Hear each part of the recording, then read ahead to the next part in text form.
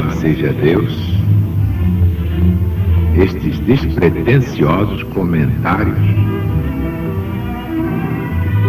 sobre o Apocalipse de Jesus segundo São João têm tido uma repercussão impressionante na massa do povo. De modo que, deixando aí meu agradecimento, vamos ao livro das profecias finais.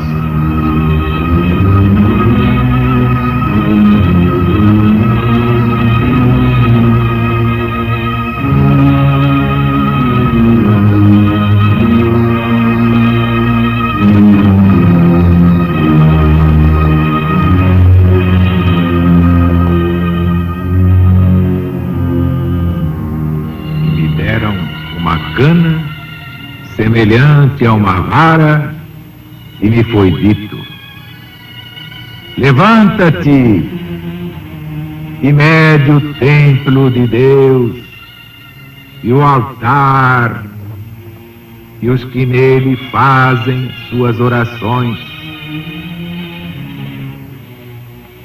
Mas o átrio está fora do templo, deixa-o de fora e não o meças, não, porque ele foi dado aos gentios, e eles hão de pisá-lo e pisar a cidade santa por 42 meses. E darei às minhas duas testemunhas que, vestidas de saco, profetizem por 1260 dias. Estas são duas oliveiras e dois candeeiros postos diante do Senhor da terra. Se alguém, pois, lhes quiser fazer mal, sairá fogo das suas bocas para devorar seus inimigos. E se alguém os quiser ofender, importa que seja morto.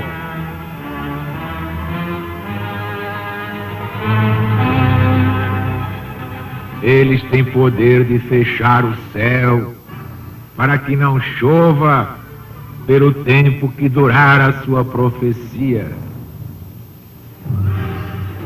E tem poder sobre as águas para as converter em sangue, e de ferir a terra com todo gênero de pragas, todas as vezes que o quiserem.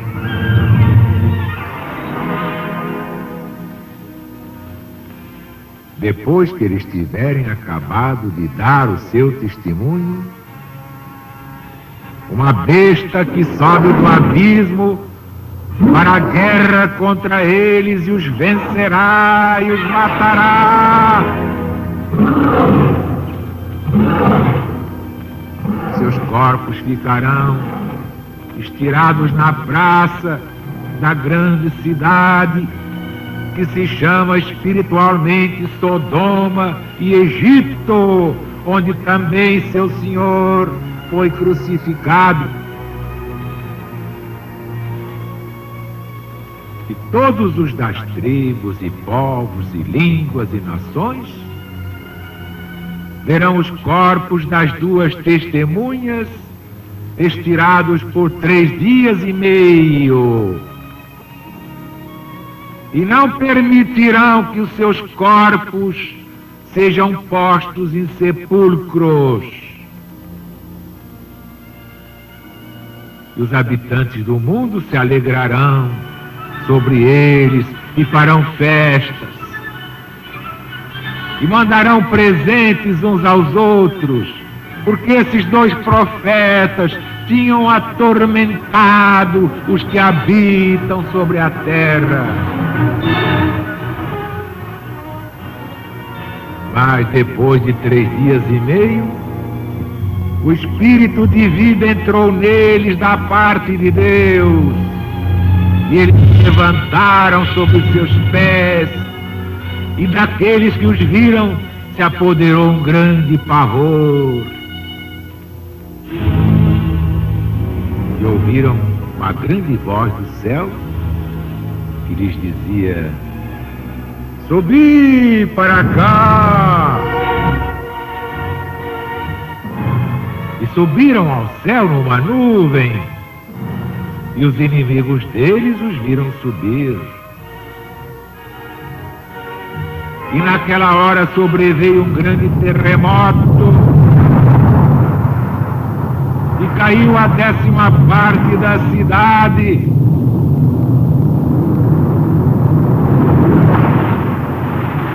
E foram mortos 7.000 homens, e os demais foram atemorizados e deram glória ao Deus do céu. É passado o segundo ai, mas eis aqui o terceiro ai que cedo virá.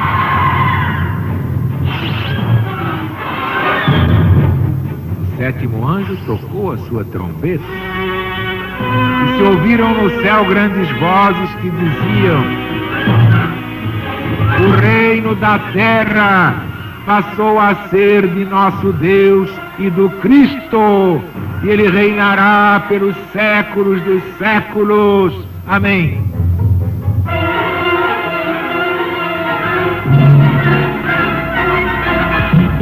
Os 24 anciãos que diante de Deus estão sentados nas suas cadeiras se prostraram sobre os seus rostos e adoraram a Deus, dizendo: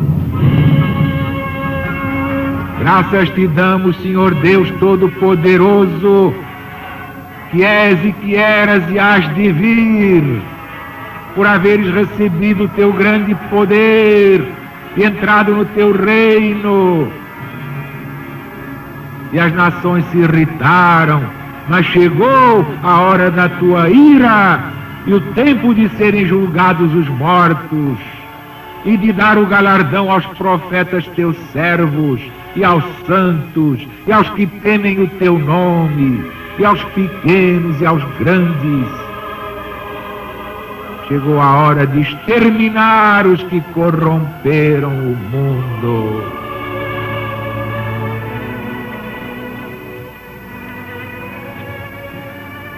Então foi aberto no céu o templo de Deus,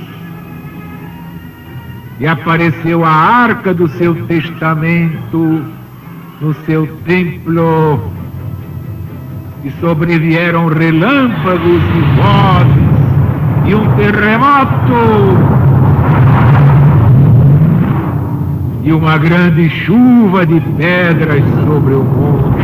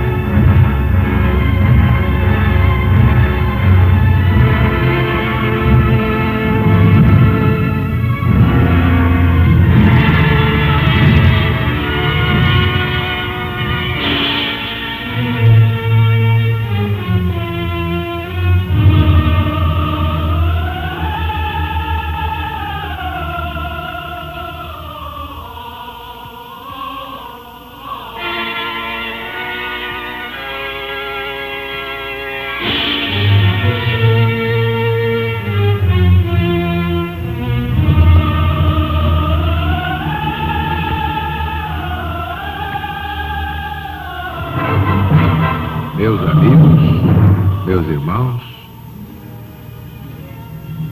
este é o Apocalipse, o livro das profecias finais. Este livro é de Jesus. João Evangelista foi apenas o psicógrafo e o médium vidente. Foi o homem carismático escolhido para esta transposição que transcende os limites do entendimento humano. Porque cada ciclo, o Apocalipse apresenta novos símbolos, novas personagens e novos acontecimentos. Vejamos aqui: levanta-te e mede o templo de Deus. Deus tem templo? Deus tem alguma igreja? Claro que templo aqui quer dizer a cristandade. Naquele tempo, uma cristandade reduzida, o cristianismo primitivo do tempo de João. Hoje é toda a cristandade, são católicos, protestantes, espíritas, judeus, muçulmanos, hindus, positivistas, brahmanistas. Que importa isso? Todos são evidentemente cristãos, como todas as religiões são naturalmente cristãs. Então o templo de Deus é toda essa cristandade. É a sociedade dos escolhidos de Deus, num só rebanho para um só pastor. Firme e imóvel, apesar de todas as incompreensões da má vontade humana. No tempo de João, primeira volta, essas perseguições, lideradas por Diocleciano. Mas o átrio que está fora do templo, deixa-o de fora, não o meças não. Por quê? Porque o átrio significa o exterior da igreja espiritual, foi entregue à fúria e à profanação dos gentios. E agora? E agora? Está aí a abominação no lugar santo. É a desolação de que fala o profeta Daniel. E agora? Quem poderá sobreviver? E eles vão de pisar a cidade santa. Quem é a cidade santa? Como é que ela se chama? Terra Santa? O que é Terra Santa? Qualquer terra é santa, qualquer cidade é santa. Podre é a sua população, por isso sairá, será expurgada. Mas evidentemente a cidade santa é a própria cristandade, é a igreja do Cristo, mas na sua máxima amplitude ecumênica, todas as correntes congregadas, sem discriminações, sem sectarismos tolos, que haverá um só rebanho e um só pastor. E darei às minhas duas testemunhas, que vestidas de saco, profetizem por 1260 dias.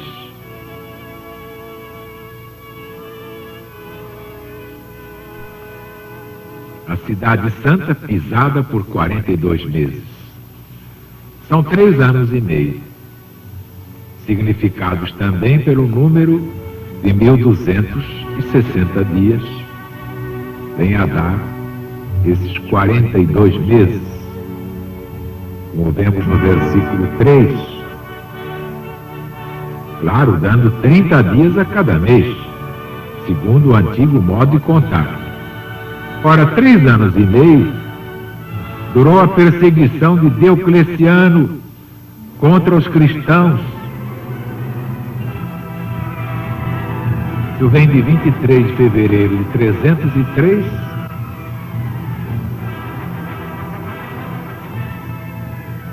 quando foi afixado o primeiro edital contra os cristãos em Nicomédia, que foi até 25 de julho de 306. É só fazer a conta. Que aí começou a imperar Constantino, e logo passou uma lei a favor dos cristãos, como vemos em Lactâncio, no livro De Mortibus Persecutorum. 3 anos e meio tinha também durado a perseguição de Antíoco contra os judeus. Isto segundo a profecia de Daniel no Velho Testamento da Bíblia Sagrada. E estes mesmos 42 meses, ou 1260 dias, nos dão a entender que a duração das perseguições era uma coisa que não dependia tanto da vontade e arbítrio dos tiranos, mas principalmente dos desígnios de Deus. 2 testemunhas. Foram várias em cada volta cíclica. Agora são o Velho e o Novo Testamento, que são todos aqueles santos do Cristo de Deus, desde os primórdios da Gênese mosaica. Uma besta que sobe do abismo. Depois que eles tiverem acabado de dar seu testemunho, uma besta que sobe do abismo fará guerra contra eles, e os vencerá e os matará. Na primeira volta cíclica, esta besta é o Império Romano, idólatra, pagão, perseguidor implacável dos cristãos, como vemos no mesmo Apocalipse 11, 13 e 17. Esta besta simboliza todos os perseguidores que no decorrer dos séculos continuam a perseguir Jesus na pessoa dos seus emissários. O anticristo está aí mesmo. E os vencerá e matará. São João mostra nestas palavras a crueldade dos suplícios e o que prometiam os perseguidores: a extinção total da doutrina do Cristo. Isto se confirma de umas inscrições daquele tempo, achadas na Espanha, gravadas numas colunas que diziam assim: aos imperadores Diocleciano e Maximiano, por haverem dilatado o Império Romano, por haverem extinto os cristãos que destruíam o Estado, por haverem abolido a sua superstição, por haverem aumentado o culto aos deuses de Roma.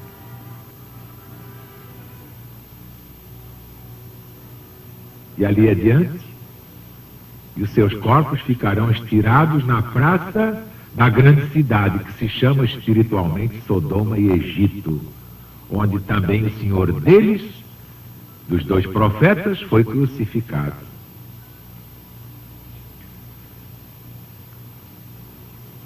Sodoma é Roma pagã. Ela se chama espiritualmente Sodoma por causa das suas torpezas abomináveis. Também se chama Egito por causa das suas superstições.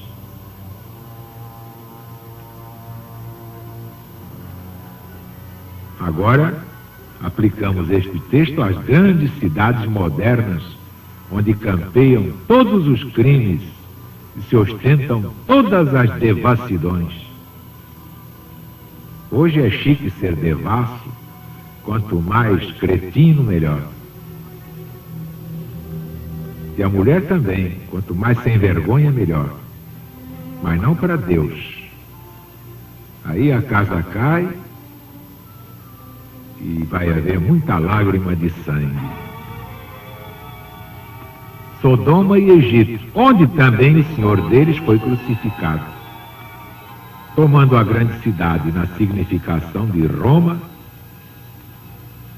com seu império, verifica-se ao pé da letra que nela foi crucificado Jesus, crucificado por ordem de um magistrado romano chamado Pilatos, um covarde que se limitou a lavar as mãos na bacia e achava que com isso estava inocentado.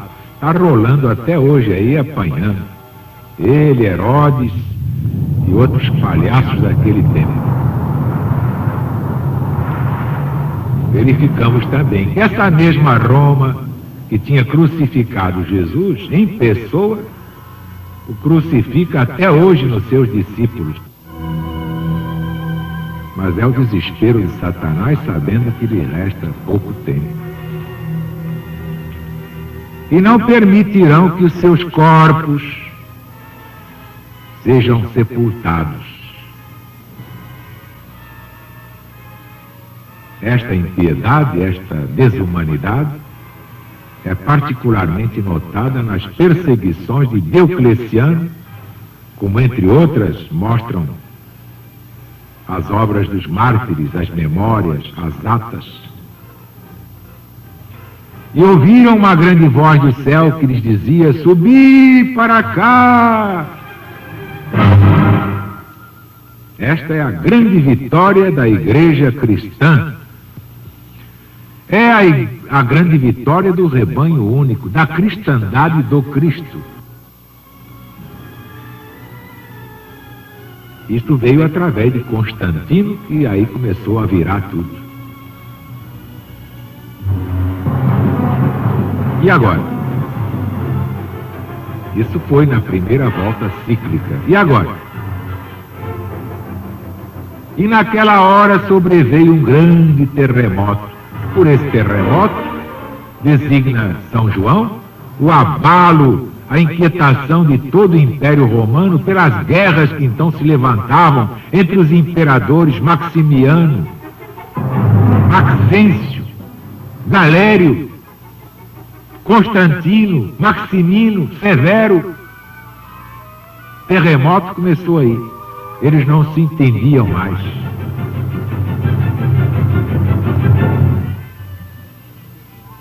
E eis aqui o terceiro ai que cedo virá. Aí é a ruína de Roma, do seu império pelas armas dos godos. Mas isso no primeiro acontecimento cíclico do Apocalipse. Depois, nas outras voltas, são outras terras, são outros guerreiros, outros nomes para os lugares e para as pessoas. Veja quem tem olhos de ver. Pudesse eu falar tudo já. Pudesse eu falar, mas isto não me pertence. E o reino deste mundo passou a ser de Deus e do Cristo. Prova que a terra ainda é reino de Satanás, até 99.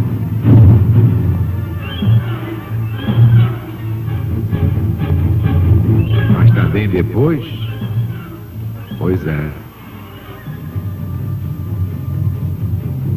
o reino deste mundo vai passar a ser do Cristo. Aí Jesus dirá: agora meu reino é deste mundo. Mas pouco falta, graças a Deus. E vem o tempo de serem julgados os mortos. O evangelista profeta junta o juízo final do mundo com o que estava para ser executado sobre Roma. Isso também Jesus fez. Juntou o juízo final com a ruína de Jerusalém, para lembrar à humanidade o que vem ali, na voragem dos ciclos múltiplos. Cada morte é um juízo parcial.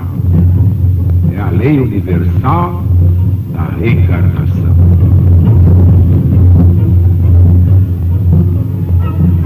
Bem, meus amigos, meus irmãos, amanhã voltaremos com o Apocalipse de Jesus segundo São João.